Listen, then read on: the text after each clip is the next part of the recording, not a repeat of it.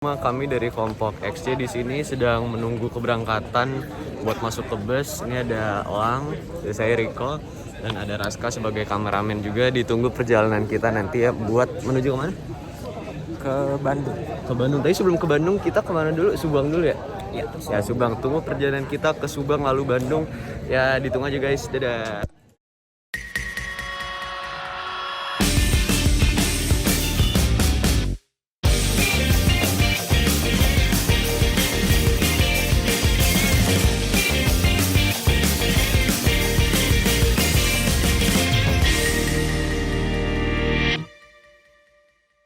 Pagi. Labs luar biasa. Halo semuanya, kami dari kelas XC di sini sudah sampai di bus. Ya di sini di belakang ada yang cowok-cowok, suasana di sini, di depan ada yang cewek-cewek, di depan ada Ibu Endang juga ditemani oleh Sensei. Kita sedang menuju perjalanan ke Subang, tepatnya ke kemana? Pabrik Seal. Ya, ke Pabrik Seal. Ditunggu saat kita sampai sana ya guys. Doakan kita selamat di jalan. Wassalamualaikum warahmatullahi wabarakatuh. Guys, kita sudah sampai di PT Sinkona. Setelah perjalanan sekitar berapa jam tadinya? 3 jaman lagi, sekarang udah setengah 11an kita berangkat dari jam. Tapi tadi udah istirahat dulu sih di rest area berapa sih tadi? Kilometer 50-an lah ya. Iya. Sekitar 20 menit tadi ya. Ya, ke toilet, beli minum, beli makan, istirahat segala macem. Ini semua Sekarang akhirnya lagi kita sudah sampai di PT Seal pada mempersiapkan barang-barang pagi hari ini. Dan kita sudah mulai disambut dengan kursi-kursi yang Ini buat nikahannya Oki sama Naila ini. Guys, jadi kita sudah sampai di destinasi pertama yaitu Oke, silakan di teman-teman PT kita Seal. turun Kita akan perlahan, lanjut nanti ke langsung kita aja di dalam ya masuk guys. posisi yang kosong teman-teman.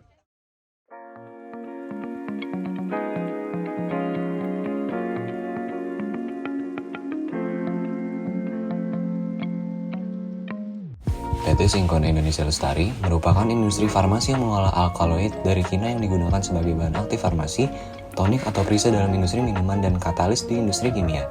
Sejak awal berdiri pada tahun 1986 sampai sekarang, lebih dari 90% produk yang dihasilkan diekspor ke berbagai negara. Dengan kapasitas produksi 150 ton per tahun atau setara dengan 30% dari total pasokan kina dunia. Menjadikan PT Sinkona Indonesia Lestari salah satu produsen utama kina dunia yang berasal dari Indonesia, menggantikan pabrik kimia Farma Bandung yang sudah berhenti produksi kina.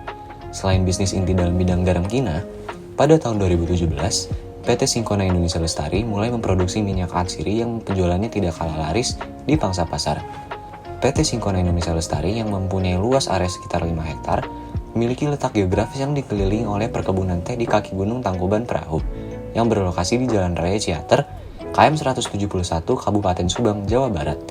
PT Sinkona Indonesia Lestari merupakan anak perusahaan dari 2 badan usaha milik negara yaitu PT Kimia Farma dan PT Perkebunan Nusantara 8. Produk-produk yang dihasilkan oleh PT Sinkona Indonesia Lestari antara lain kina sulfat, kina bisulfat, kina HCl, kina dihidroklorida, kina basa anhidrat, kinidin sulfat, kinidin bisulfat, sinkonin, sinkonidin, dan sinkonidin tetrasulfat.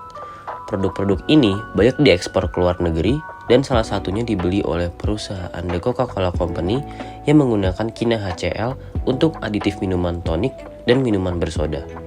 Meskipun PT Sinkona Indonesia Lestari telah menjadi pemimpin pasar kina dunia, namun saat ini tren harga jual kina semakin menurun sehingga diperlukan pengembangan diversifikasi produk dan diversifikasi bisnis untuk mempertahankan pertumbuhan korporasi.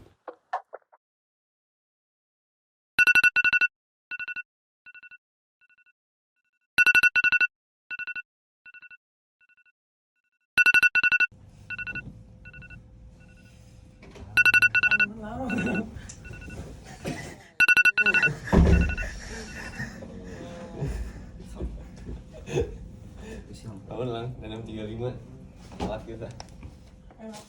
Halo semua, sekarang kita lagi ada di perjalanan menuju Kampung Naga. Kita dari hotel jam berapa sih tadi? Jam berapa? jam 8. Jam 8-an, sekitar jam 8 kurang lah. Dan sampai sekarang belum sampai. Ternyata jauh banget Kampung Naga ya. Namun cuacanya ini kayaknya kurang mendukung nih. Semoga ntar pas kita jalan ke Kampung Naganya nggak hujan lah ya, amin lah.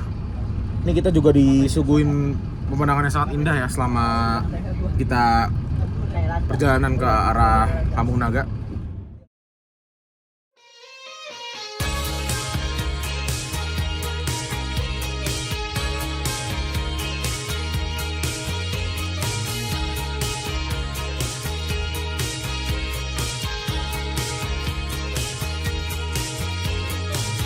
dulu. Halo teman-teman, sekarang kita udah sampai di kampung. Ya, Bisa bro. ayo ikuti keseruan kami selanjutnya. Ayo, let's go Kampung Naga. Sekarang kita lagi perjalanan OTW ke Kampung Naga. Banyak banget anak tangganya. Kita menurunin 444 anak tangga ya. Asli. Terus masih ada jalan lagi ke Kampung Naga. Iya, stay tune.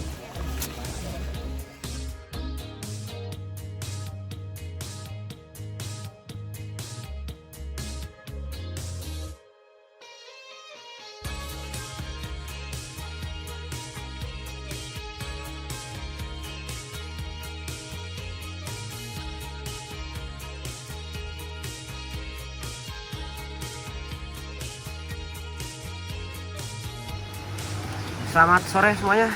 Ya, saya di sini Erik dan saya akan menjelaskan sedikit tentang alat-alat yang ada di sini. Tadi kita baru saja dijelaskan oleh seorang penduduk desa tentang alat-alat ini. Ini adalah lesuk dan itu adalah alu. Ini digunakan untuk menumbuk beras yang sudah dipanen, dan alu ini digunakan untuk menumbuk beras yang sudah dikumpulkan di sini. Nah, bagian ini, kompartemen ini berfungsi sebagai penyimpan beras-beras yang masih menempel dengan batang-batang padi ya. Dan kemudian beras-beras itu dipisahkan ke kompartemen ini yang berbentuk bulat untuk ditumbuk dan mengeluarkan kulitnya. Selain itu ada juga fungsi lain dari alat ini, yaitu sebagai alat musik ritmik yang digunakan dalam kondisi-kondisi tertentu seperti gerhana matahari, gerhana bulan, atau ada seorang yang meninggal dalam keadaan yang kurang wajar bisa dibilang, seperti tadi ya, hamil dan meninggal bersama dengan anaknya selama 40 hari dari peninggalan keluarga tersebut. Sebelum ada musik lain, Karinding dulu lebih dulu. Tapi dulunya bukan sekadar alat musik, intinya untuk persyaratan nanam padi, untuk mengusir hama padi. Ya kemudian sekarang ketemu ahli seni atau ahli musik, dimasukkan musik juga. Bahkan yang udah terkenal musik Karinding itu di Bandung, Ujung Berung. Karinding Attack, udah tahu Karinding Attack. Biasa suka banyak diundang juga itu. Biasanya di acara-acara kampus. Kalau misalnya untuk mengenalkan budaya Sunda, kita pasti akan mengundang Karinding Attack ini karena mereka emang memperkenalkan budaya Sunda untuk musik tradisionalnya. Jadi cara mainnya Karinding ada dua cara, ada yang dipukul seperti gini, dan ada yang disentil gini. Sini ada tiga kan, di ini lubangnya ada tiga, yang tengah-tengahnya ini ditarik. Lalu tempel di bibir. Posisinya di bibir jangan terlalu dalam, di pinggir, cara gini. Gigi harus ketutupan bibir biar nggak keganggu itu. Dan lalu nyari nadanya Karinding itu tergantung olahan tenggorokan kita, seperti kita nyebut huruf. Kayak huruf A, I, U, O, E itu menimbulkan nada. Tanpa nada suaranya cuma begini. Itu tanpa gerakan di tenggorokan kita.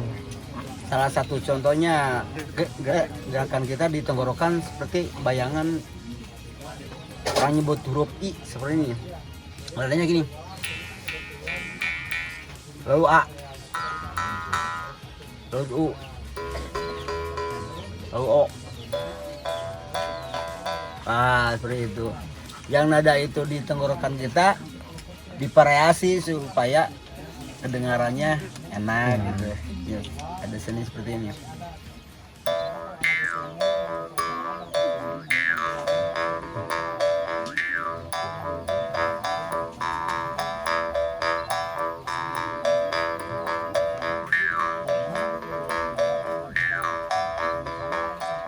Nah, seperti itu. Kebayang? Ada yang mau nyoba nggak? Gak bakal bisa sih. Nggak bakal bisa kalau nggak nyoba, kalau nggak belajar itu kan. Dulu sekolah juga nggak bisa kan? Iya. Karena belajar terus. Apanya? Maksudnya? Oh, yang tadi kalau kata Abah katanya gimana? Halo semuanya, balik lagi sama kita. Dan kali ini kita bagian untuk nyobain alat musik namanya Karinding. Jadi cara pakainya pegang dengan kuat di sebelah sini, bisa ditepuk kayak gini atau enggak ditarik kayak gini. Terus itu mulutnya ditempel di sini.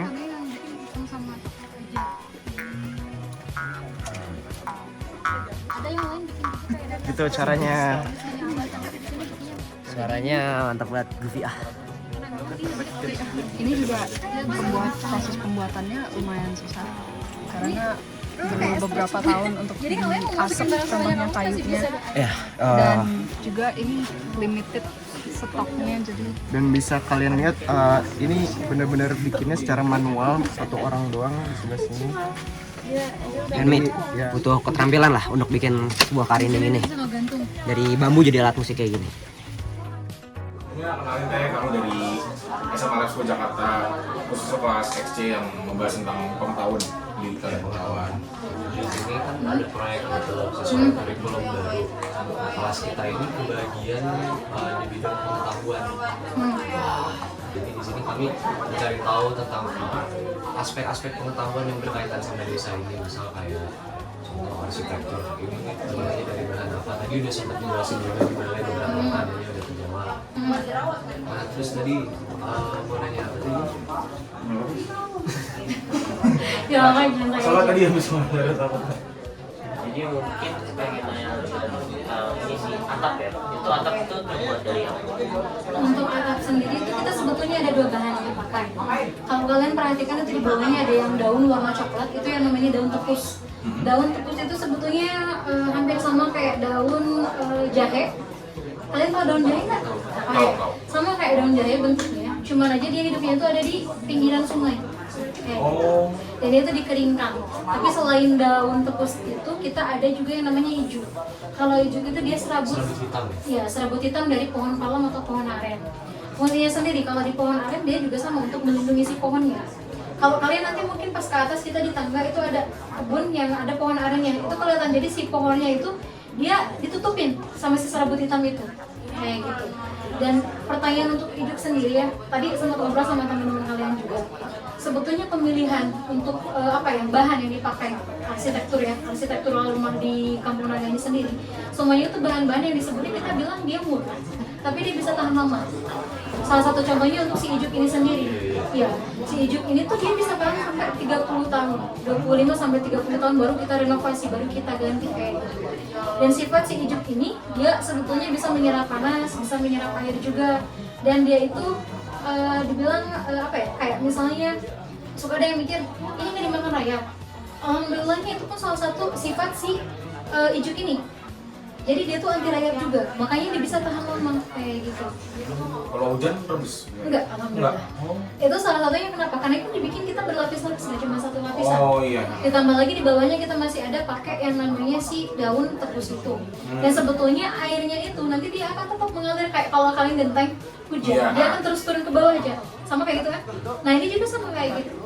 Jadi nanti meskipun hujan, dia airnya akan turun ke bawah juga. Dia nggak akan misalnya stuck terus turun tembus. Tadi pas lagi hujan gitu. Betul. Jadi airnya memang ada sebagian mungkin dia yang dibilang dia diserap ya, tapi sebagian juga ada yang terbuang. Terbuangnya apa? Tetap aja ke bawah. Makanya kalau kalian perhatikan tadi di semua sebetulnya di setiap rumah itu di depannya kayak ada solokan kecil. Itu biasanya dimanfaatkan difungsikan kalau misalnya hujan. Jadi si airnya pas turun itu langsung ke sana, dia keluarin itu langsung ke sungai. Kalau di rumah sih saya nggak ada. Tapi yang di toilet situ tadi contohnya ada ya. Nanti kalau misalnya kita keliling kan ke sebelah sana aja. Di sebelah sana itu kalau misalnya di setiap rumah, kan rumah Kampung Naga itu saling membelakangi dan saling berhadapan. Jadi nanti kalian lihat di bagian belakang, sebetulnya di rumah ambil kita bentuknya kotak ya. Di kotak kali itu di sebelah sininya dia kan ada solokannya, di depannya pun sama. Jadi di belakang, di depan sama ada solokannya juga. Itu fungsinya memang untuk air. Kalau misalnya fondasi rumah kita dasarnya itu kita menggunakan batu. Fondasi yang di depan kalian bisa lihat itu yang ada jarak. Jadi gini, untuk rumah di Kampung Naga itu semuanya ada jarak dari lantai untuk ke tanah itu sekitar 60 cm. Yang biasanya kita manfaatkan yaitu untuk kandang ayam, kandang marmut atau apapun gitu. Nah, fondasinya itu kita semuanya terbuat dari batu yang paling bawah. Dan biasanya kalau misalnya di Kampung Naga itu pas kita mau bikin rumah, kita bikin kerangkanya dulu. Bikin kerangkanya apa? Kayak misalnya ini, anggaplah ini tulangnya. Jadi si kayu-kayu ini sebagai tulangnya, sebagai dasarnya. Nanti ini juga sama. Jadi pas di atasnya ada tadi batu ya. Di atas si batu nanti diletakkan pertama kerangka untuk apa? Kerangka untuk lantai, untuk nahan si ini. Untuk nahan lantai-lantainya. Ini pun sama, ini kerangkanya. Kerangkanya nanti dipasang apa? Ini sebagai dindingnya. ini jendelanya kayak gitu. Makanya tadi ngobrol sama teman juga, rumah di Kampung Naga itu kita kalau bikin nggak butuh waktu lama, paling lama seminggu. Betul. Kenapa butuh waktu seminggu? Karena sebetulnya yang lama itu di persiapan saat kita mengumpulkan semua bahannya, semua materialnya, dari mulai kayunya itu nanti udah bentuk kayak gini, jadi kita pas ya tinggal pasang. Makanya saya bilang nggak butuh waktu lama. Dindingnya juga udah, jadi si biliknya tuh udah siap, tinggal pasang juga kayak gitu. Makanya di sini ya untuk bikin rumah nggak butuh waktu lama. Kayak untuk perbaikan atap aja kita sehari juga bisa beres. Kan ini juga atap kita ya secara reguler kita perbaikan juga, nggak mungkin kan selamanya kayak gini. Pernah ada yang nanya juga katanya kan ada banyak tumbuhan ya, tadi kalian mungkin nggak, jadi di atapnya itu banyak tumbuhan, kenapa ini nggak diganti? Karena warga di sini lebih percaya kayak gini, lebih ke asas manfaat dalam artian kayak gimana? Kalau misalnya barangnya itu masih bisa dimanfaatkan dengan baik, berfungsi dengan baik, kita nggak akan ganti. Kecuali kalau misalnya tadi udah habis, nah itu baru kita ganti kayak gitu. Terima kasih telah menyaksikan. Terima kasih sudah menyaksikan vlog XC.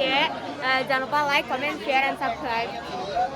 Terima kasih karena telah nonton gue, anjay. Tentunya terima kasih karena telah menyaksikan vlog kami. Salam dari kami XC.